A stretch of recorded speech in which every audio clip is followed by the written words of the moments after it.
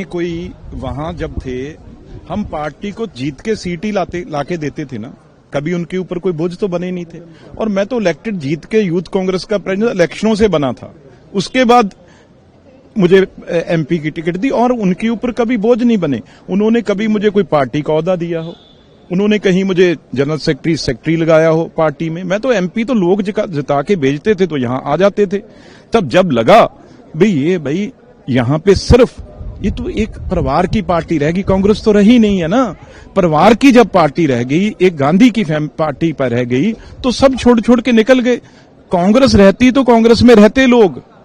मैं आपको बताऊं, कांग्रेस नहीं रही, एक सिर्फ उधर सोनिया गांधी जी बैठे हैं, यहां दोनों भाई बहन बैठे हैं, तो बाकी जगह क्या वो आते हैं। अब देखो, सारों को बेचारों को बाहर करवा दिया।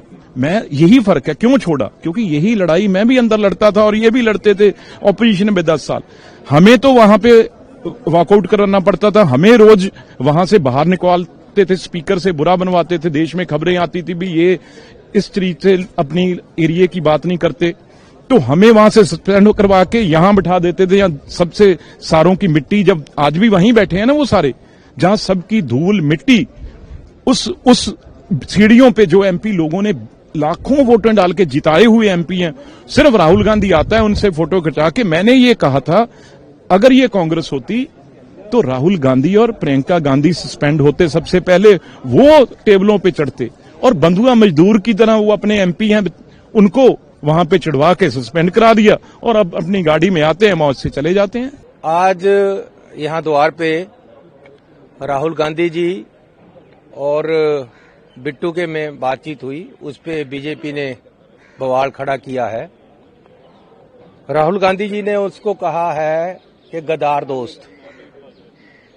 जो पार्टी छोड़कर चला गया, कांग्रेस और राहुल गांधी जी जिसने उसको सब कुछ दिया, वो जो छोड़कर गया जब सबसे ज्यादा जरूरत थी पार्टी को इलेक्शनों में, तो वो गद्दार नहीं है तो क्या है?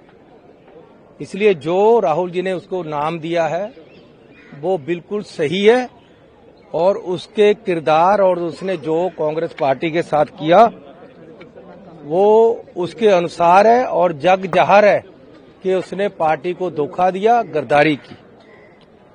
राहुल जी ने यह भी कहा कि ये वापस भी आएगा। अरे जो एक घर छोड़ गया उसकी क्या गारंटी दूसरा नहीं छोड़ेगा? वो दूसरा भी छोड़ सकता है और कभी भी आने की कोशिश कर सकता है। और जो गद्दारी करता है, जो आसान फरामोश होता है, उसको अकीर्तकण बोलते हैं। और ये जो रवनीत सिंह बिट्टू है, ये अकीर्तकण है। इसने आसानों के बदले गद्दारी दी है, और गुरबाणी में लिखा है, पारे पोए अकीर्तकण मंदे हूं मंदे।